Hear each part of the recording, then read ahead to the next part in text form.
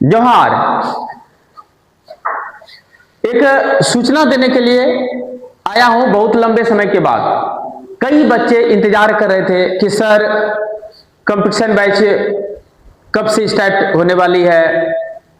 तो एक्चुअल में हमको समय का तो अभाव रहता है और मैडम बार बार हमको रिक्वेस्ट कर रही थी कि नहीं प्रचार थोड़ा सा कर दीजिए कंपटीशन बैच के विषय में।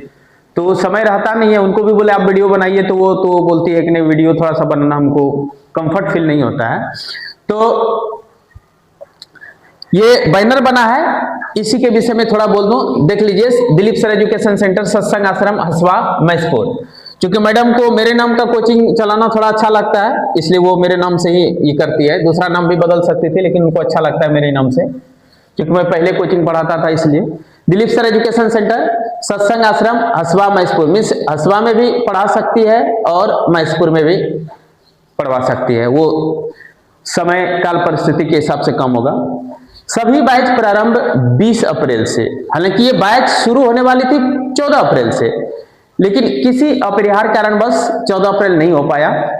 14 अप्रैल को अब क्या करना है, हम लोग मिलन समारोह करेंगे सब मैसपुर, यानी कि घर पर। कंपटीशन बैच भी और इंटर साइंस का बैच भी। इस दिन हम लोग थोड़ा सा बाबा साहब का जयंती भी मनाएंगे, एंजॉय भी करेंगे। तो कंपटीशन बैच में कौन कौन आएंगे? प्रतियोगिता बैच जो 20 तारीख को 20 अप्रैल से प्रारंभ होने वाली, इसमें कौन कौन आएंगे? इंटर फाइनल परीक्षा और मैट्रिक परीक्षा देखिए आर्ट्स रखने वाले बच्चे ध्यान रखेंगे।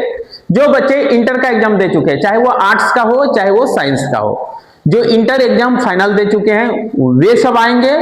और ऐसे बच्चे आएंगे जो मैट्रिक का एग्जाम दे करके आगे आर्ट्स रखने वाले हैं, तो वो दोनों प्रकार के बच्चे 20 अप्रैल से शामिल हो सकते हैं। दूसरा निर्देश मैडम का था कि ऐसा नहीं कि जो सेमेस्टर 1 ग्रेजुएशन का सेमेस्टर 1 सेमेस्टर 2 में है वो बच्चे नहीं आ सकते, वो भी आ सकते हैं, लेकिन धैर्य रखना होगा।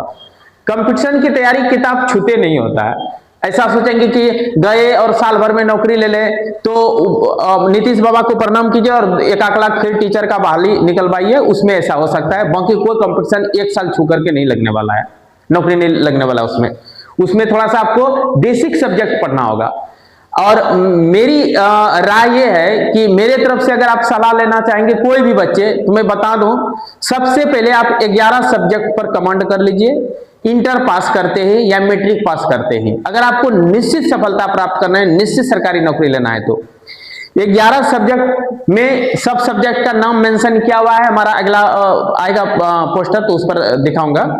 उस 11 सब्जेक्ट को जब तैयार कर लेंगे तब तक आपका ऑनर्स फाइनल हो जाएगा। मुझे पूर्ण विश्वास है, ऐसा मैं प्रैक्टिकल करवा के दिखाता, पहले दिखाया भी हूं, कि उस आधार पर कई बच्चे नौकरी भी लिए और अच्छे अच्छे फील्ड में है।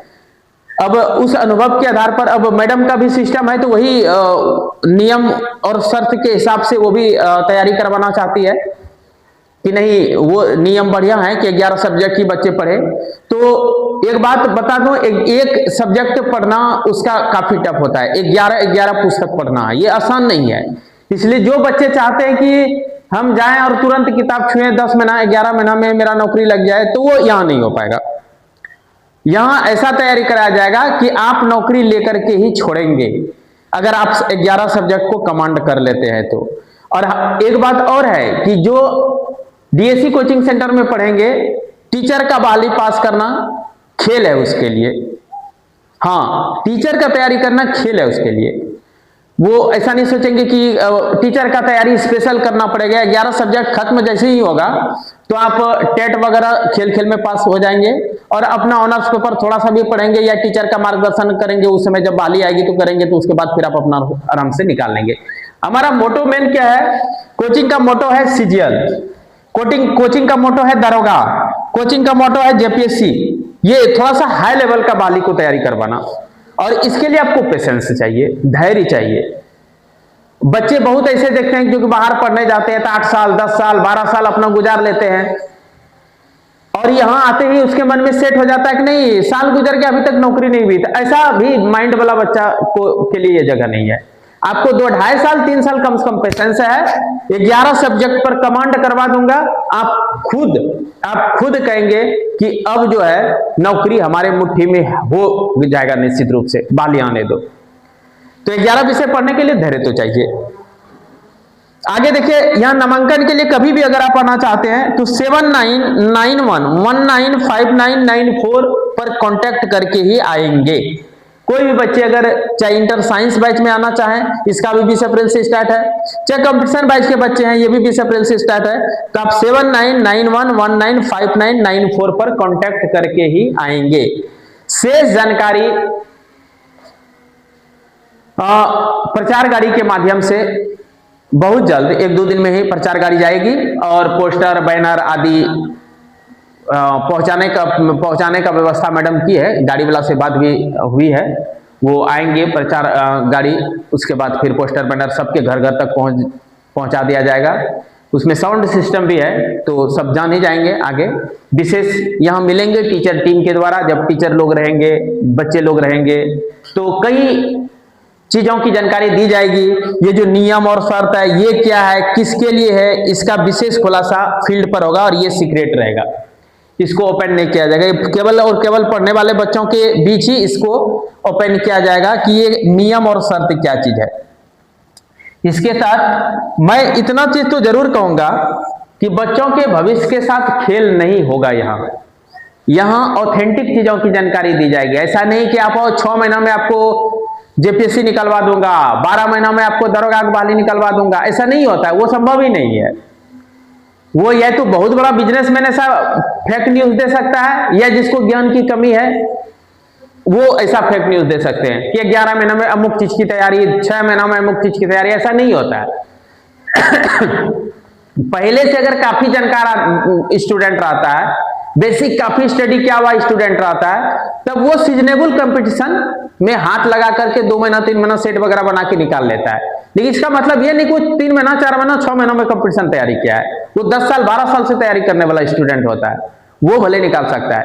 जो बच्चे 0 लेवल से पढ़ना चाह रहे हैं, बिल्कुल उसको कंपटीशन की कोई जानकारी नहीं है, तो मेरा सलाह आप माने कि 11 सब्जेक्ट जो हम लोग स्ट्रॉन्ग करना चाहते हैं उसको स्ट्रॉन्ग कीजिए।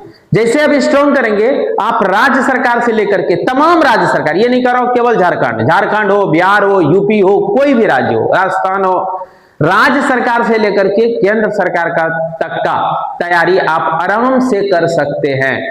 तो 11 सब्जेक्ट स्ट्रॉन्ग होने के बाद क्या होगा, फिर आपका तब सेट वगैरह आप ऑनलाइन वगैरह लेकर के सेट बनाएंगे, कुछ सेट यहां भी तैयार कराया जाएगा, तब वो सेट बनाएंगे आप, और अलग अलग फील्ड का बहाली जब आ जाए तब उसके सिलेबस के अकॉर्डिंग फिर सब्जेक्ट वही 11 में से सब्जेक्ट रहेगा। ये नहीं सोचेगा उससे अलग सब्जेक्ट रहेगा। 4, 5, 6 सब्जेक्ट जो भी सिलेक्शन होगा वो 11 सब्जेक्ट में से ही रहेगा। उसके बाद सीजनेबल कंपटीशन जो आएगा उसके हिसाब से तैयारी कराया जाएगा। इसलिए पेशेंस के साथ अगर पढ़ना चाहते हैं, गांव में रह करके अपने परिवार का सहयोग करते हुए, अपने मतलब कि पेरेंट्स का सहयोग करते हुए अगर आप आराम से तैयारी करना चाहते हैं तो आए। इसमें ये एक चीज निर्देश, सख्त निर्देश फिर मैं दूं कि जिसको 6 घंटा कम से कम पढ़ने का फुर्सत हो, कम से कम 6 घंटा पर डे पढ़ने का फुर्सत हो, वही कंपटीशन बैच तैयारी करने आए। और जिसको 6 घंटा से कम पढ़ने का फुर्सत हो वो यहां ना आए। वो तैयारी कर सकते हैं। इंडिया में अब तो सब पूरा ग्लोबलाइजेशन एजुकेशन का हो गया है, तो ऑनलाइन के माध्यम से आप कोई भी क्लास ले सकते हैं, किसी भी विद्वान का ले सकते हैं, और यहां से काफी कम खर्च में आपको वीडियो मिल जाएगा। आप कम खर्च में आराम से घर में अपने बिस्तर पर तकिया लगा करके तैयारी कर सकते हैं, तो आप वहीं तैयारी करें। और आपको अगर 6 घंटा समय है पढ़ने का तभी आप यहां आए। उसके बाद देखेंगे किस तूफान की गति से हम लोग आगे बढ़ाएंगे आपको, और फिर आप किस प्रकार साहसी बनेंगे और कहेंगे कि नहीं, नौकरी वाकई में लेना कठिन है और असंभव नहीं है। आप कहेंगे नौकरी लेना कठिन है लेकिन असंभव नहीं है। आपका ज्ञान भी बढ़ेगा और पद प्रतिष्ठा भी बढ़ेगा समय के साथ। अगर आप में धैर्य है और नियम और शर्त दोनों के साथ आप पढ़ना चाहते हैं तो घर परिवार के साथ रह करके भी पढ़ाई कर सकते हैं। तो फिर हम लोग फेस टू फेस मिलेंगे 14 अप्रैल को। शेष किसी दिन भी अगर एडमिशन कराने से संबंधित बात करनी हो, 14 अप्रैल को आपको फुर्सत नहीं हो, तो आप 7991195994 पर कांटेक्ट करके समय ले सकते हैं। चलिए, तब तक के लिए जय हिंद, जय भारत, जय झारखंड।